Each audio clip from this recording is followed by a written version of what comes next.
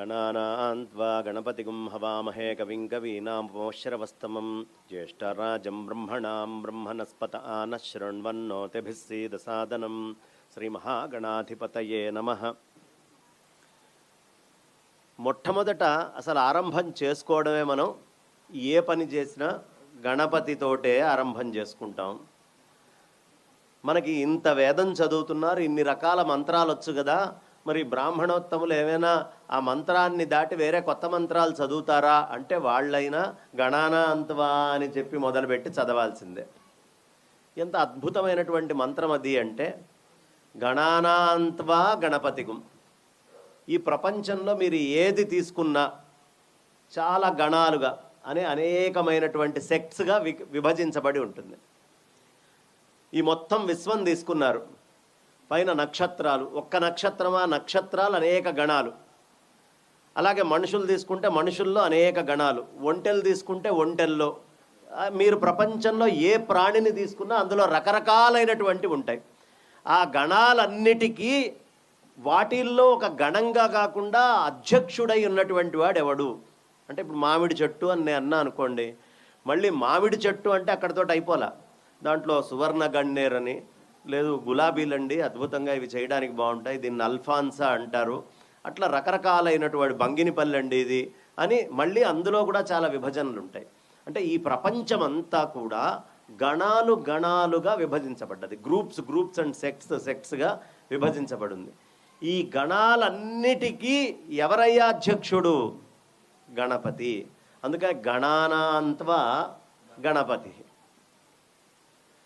హవామహే, సమస్తమైనటువంటి సంపదలకి ఆయన దగ్గరే అన్ని రకాలైనటువంటి అన్నాల సమృద్ధి కలిగినటువంటి వాడు. ఆయన దగ్గర ఉన్నంత సమృద్ధి ఇంకెవరి దగ్గర ఉండదు. అందుకనే మీరు చూడండి, ఆయన చూడంగానే ఆయన రూపం ఆకారము అన్నీ కూడా సమృద్ధితోటి కూడి ఉంటాయి, బాగా సమృద్ధిగా బలంగా ఉంటుంది. అంత అందంగా అద్భుతంగా ఉంటారు స్వామి. హవామహే కవిం కవీనా. కవిం అంటే ఎవడయ్యా అంటే పరమాత్మ యొక్క క్రాంతిని దర్శించగలిగేటటువంటి వాడిని కవి అంటారు. కవయ క్రాంతదర్శయ అంటారు. అంటే పరమాత్మని చూడగలిగినటువంటి మహాత్ములైనటువంటి కవులు ఎవరుంటారో వాళ్ళందరికీ కూడా అంతుబట్టనటువంటి మహాత్ముడైనటువంటి కవి. అంటే ఎక్కడ వేదాలు రుక్కులు అన్నీ ఆగిపోతాయో, ఎక్కడ మంత్రాలన్నీ ఆగిపోతాయో, ఎక్కడ ఆలోచనలన్నీ ఆగిపోతాయో ఆ పైన ఉండేవాడు స్వామి. కవిం కవీనాం.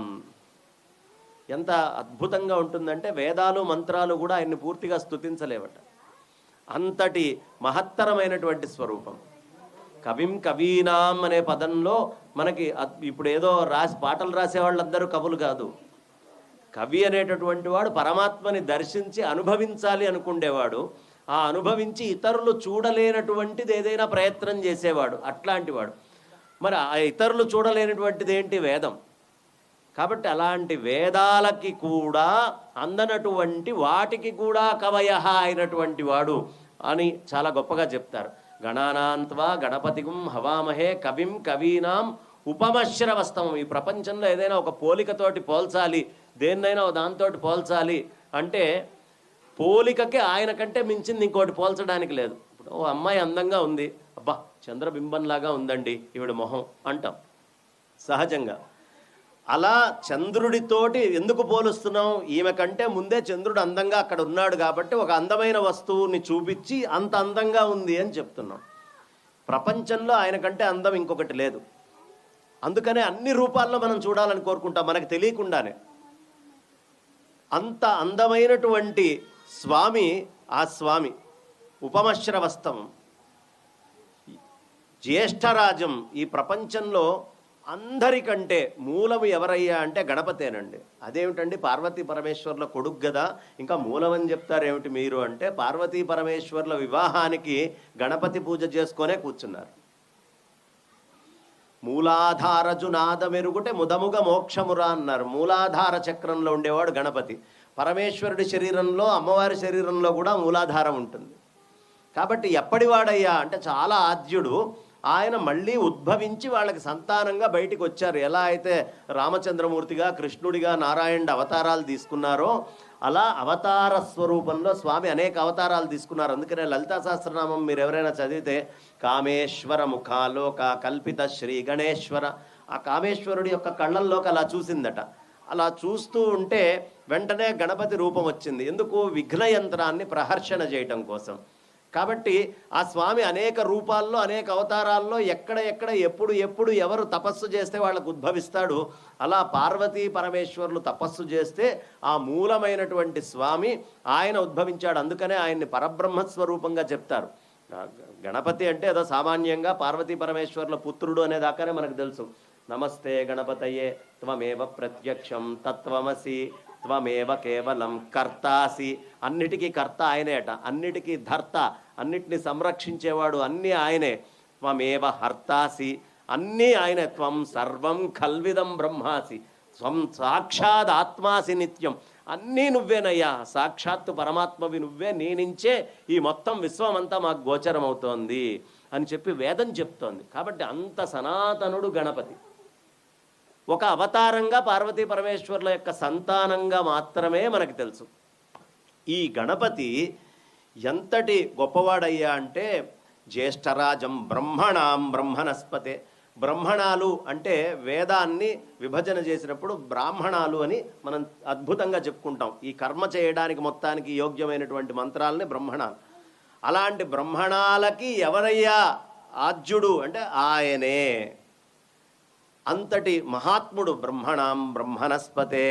ఈ పదం ఎంత అద్భుతమైనటువంటి, వేదంలో ఉండే రుక్కులన్నిటికీ కూడా అధిష్టాత ఎవరైనా ఉన్నారు అంటే ఆయనే అధిష్టాత. చూడండి ఎంత బాగా చెప్పుకుంటూ వస్తున్నారో. జ్యేష్ఠరాజం బ్రహ్మణాం బ్రహ్మణస్పతే ఆనశృణ్వన్. నేను చెప్పే ఈ మాటలన్నీ విని నువ్వేం చేస్తావయ్యా? ఊతిభిహి సీద సాధనం. నీ సమస్తమైనటువంటి శక్తులతో మా ఇంట్లోకి వచ్చి కూర్చో. ఇల్లు అంటే ఏమిటి? మొట్టమొదట గణాలు అంటే ఎవరు? గణాలు అని చెప్పినప్పుడు దేవతాగణం అని చెప్పచ్చు. దేవతాగణాలకి అవసరమైంది ఏమిటి? అన్నాలు. ఆ అన్నము ఆయనే అధిపతి. ఆ అన్నము వాళ్ళకి చేరాలి అంటే యజ్ఞాలు. ఆ యజ్ఞాలకే ఆయనే అధిపతి. ఆయనే దేవతలందరికీ ఆహారం పెట్టేవాడు. కాబట్టి సమస్తమైన శక్తులతో ముందు నువ్వు రావయ్యా అని ఆరంభం చేస్తే తప్ప వాళ్ళైనా వేరే చెప్పడానికి లేదు. గణాలు అంటే మన లోపల ఉండే ఇంద్రియాలు. మన ఇంద్రియాలు అంటే మన కళ్ళు, చెవులు, ముక్కు, నాలిక, కాస్త ఈ శరీరంలో కనిపించేటువంటి అవయవాలన్నీ కూడా మన ఇంద్రియాలు, కర్మేంద్రియ, జ్ఞానేంద్రియాలు. కళ్ళకి ఆహారం ఏమిటి? రూపం. చెవులకు ఆహారం ఏమిటి? శబ్దం. ముక్కుకు ఆహారం ఏమిటి? మంచి వాసన. నాలుకకు ఆహారం ఏమిటి? మంచి రుచి. చర్మానికి ఆహారం ఏమిటి? మంచి స్పర్శ. ఇవన్నీ మనం కోరుకుంటూ ఉంటాం. ఈ ఆహారాలన్నీ కర్మేంద్రియ జ్ఞానేంద్రియాలకు ఇచ్చేటటువంటి స్వామి కాబట్టి హవామహే, ఆయనే అన్ని ఆహారాలకి. మరి ఏమిటయ్యా? బ్రహ్మణాం బ్రహ్మణస్పతి. నువ్వు ఆ యొక్క అద్భుతమైనటువంటి ఆ ఇంద్రియాలని, ఆ ఇంద్రియ విషయాలని ఎక్కడికి చేర్చాలో అది చేరాల్సినటువంటి ప్రదేశానికి అధిపతి కూడా గణపతేనయ్యా. కాబట్టి ఇవన్నీ ఎక్కడ చేర్చాలి? ఆయన దగ్గరే చేర్చాలి. చేర్చాలంటే ఏం చేయాలి? ముందు ఆయన సమస్త శక్తులతోటి మన హృదయంలోకి వచ్చి కూర్చోవాలి అని మొట్టమొదట గణపతిని, అయ్యా నువ్వు వచ్చి నా హృదయంలో కూర్చోవయ్యా. నువ్వు నా హృదయంలో గనక కూర్చుంటే నేను చేయలేనటువంటి పని లేదు. ఇక మిగతా దేవతలు అంటావా, నువ్వు వచ్చి కూర్చుంటే ఏ విఘ్నం లేకుండా అన్ని పనులు నేను చేయగలను అని చెప్పేటటువంటి మంత్రం. కాబట్టి అటు కర్మశబ్దంగా తీసుకుంటే కూర్చోవయ్యా అని ప్రార్థన చేస్తున్నాం ప్రప్రథమంగా గణపతిని. కాబట్టి గణపతిని ఆరాధన చేసేటప్పుడు భక్తి, శ్రద్ధ ఈ రెండు చాలా ప్రధానం. ఈ భక్తి శ్రద్ధ అనేది ఆయన మీద మీరు ఎంత పెడితే అంత మీ కుటుంబంలో నుంచి వచ్చే ఇబ్బందులు కానీ, కష్టాలు కానీ అంత దూరం అవుతాయి. దీంట్లో అనుమానం ఏం లేదు. నిస్సంకోచంగా అంత అద్భుతమైనటువంటి ఆ విభూతి ఆయన దగ్గర నుంచి మనం పొందగలుగుతాం.